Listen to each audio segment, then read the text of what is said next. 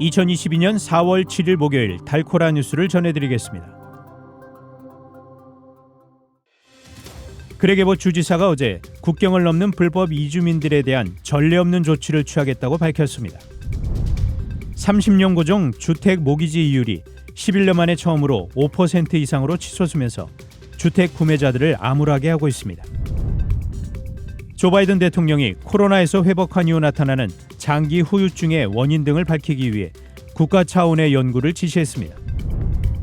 조 바이든 행정부가 5월 1일에 끝나는 대학 학자 융자금의 상환 유예를 8월 31일까지 4개월간 추가 연장했습니다.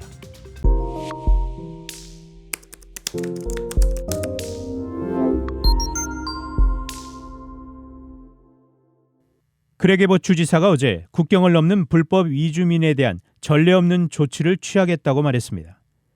에봇 주지사는 불법 이주민들을 국경 지역에서 워싱턴 DC로 수송하는 것과 멕시코에서 들어오는 차량을 대상으로 철저한 조사를 시행할 것이라고 전했습니다. 그는 마약 밀반입과 불법 이주민 그리고 국제 입국 검문소를 통한 불법 화물 반입을 근절하기 위한 것이라면서 국경 검문소에서 심한 교통 체증이 발생할 수 있다고 덧붙였습니다. 한편 이 같은 조치는 다음 달로 예정된 타이틀 42가 해체되면 국경을 넘는 불법 이주민이 급증하게 될 경우를 대비해 마련된 텍사스 대응의 1단계에 해당합니다. 올해 재선을 노리고 있는 에봇 주지사는 국경 안보를 자신의 선거운동 최우선 과제로 삼고 있습니다. 30년 고정 주택 모기지 이율이 11년 만에 처음으로 5% 이상으로 치솟으면서 주택 구매자들을 암울하게 하고 있습니다.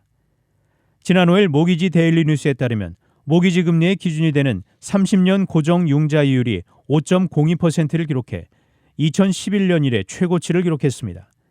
지난해 같은 기간에 30년 고정 이율은 3.38%에 불과했습니다. 모기지 금리의 선행지수로 알려진 10년물 국채 금리는 연준의 기준금리 인상 움직임과 함께 올해 초부터 지속적으로 상승해 왔습니다. 이에 주택 구입 희망자들은 주택 가격 폭등과 모기지 금리 급등의 이중고로 전년보다 더 어려운 상황에 놓일 것으로 예상됩니다. 코오로직이 발표한 지난 2월 전국 주택 가격 지수는 전년도에 비해 20%나 오른 것으로 나타났습니다. 조 바이든 대통령이 코로나에서 회복한 이후 나타나는 장기 후유증의 원인 등을 밝히기 위해 국가 차원의 연구를 지시했습니다. 지난 5일 바이든 대통령은 국립보건원이 진행 중인 코로나19 장기 후유증 연구를 토대로 연방정부 기관이 다 같이 공동 연구에 들어가도록 명령했습니다. 이에 따라 보건복지부가 공동 연구를 조율하며 하비어 베세라 장관은 120일 이내에 국가 연구 실행 계획을 발표할 예정입니다. 코로나19 장기 후유증은 감염 후 4주 이상 피로, 후각, 미각 상실, 머리가 멍하고 생각과 표현이 분명하지 못한 브레인 포그 등의 증상이 이어지는 것을 말합니다. 증상의 심각성과 지속기간은 사람마다 다르지만 코로나19에서 회복한 사람 3명 중 1명이 장기 후유증을 앓는 것으로 알려졌습니다.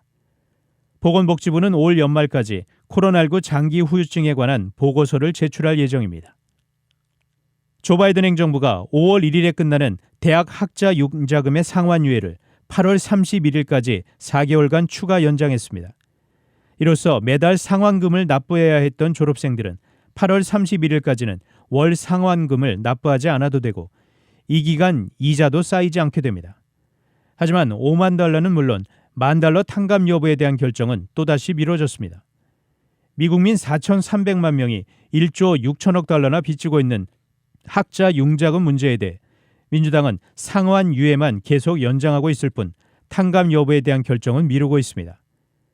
바이든 정부는 연방의회에서 학자금 탕감 법안을 통과시켜 주기를 원하고 있으나 공화당 의원들이 대부분 반대하고 있어 가결을 자신하지 못하고 있습니다. 한편 뉴욕 연방은행은 학자금 융자 월 상환 유예 조치로 팬데믹 2년 동안 연방정부가 1,950억 달러를 유예해 준 것으로 집계했습니다. 단신 뉴스입니다. 한덕수 국무총리 후보자에 대한 인사청문 요청안이 국회에 제출됐습니다. 신고한 재산이 82억 원으로 10년 전보다 2배 정도 늘어난 것으로 나타났습니다. 고려대가 조국 전 법무부 장관 딸 조민 씨의 생명과학대학 환경생태공학부 입학 허가를 취소한 사실이 뒤늦게 확인됐습니다. 러시아의 민간인 학살 유형에 대응해 서방이 대러 추가 제재에 나섰지만 볼로디미르 젤렌스키 우크라이나 대통령은 이 정도로는 충분치 않다면서 러시아산 석유 금수 조치를 촉구했습니다. 러시아군이 조만간 우크라이나 동부 돈바스 지역에 대한 대대적인 공세에 나설 것이라는 관측이 나오고 있습니다.